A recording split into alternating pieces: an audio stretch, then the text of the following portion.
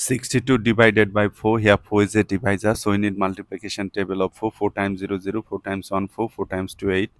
To find out the multiplication table of 4, just add 4 with the previous step. 0 plus 4, 4. 4 plus 4, 8. 8 plus 4, 12. This process will continue.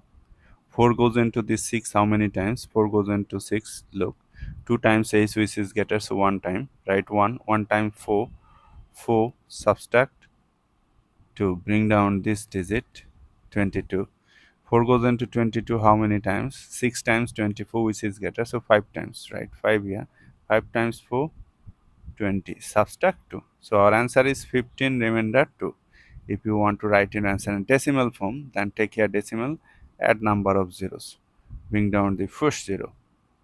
Before the zero there is a decimal. Decimal must come to the question directly. 4 goes into 20 how many times? 4 goes into 20 5 times. 5 times 4, 20. Subtract 0. So our answer is 15.5.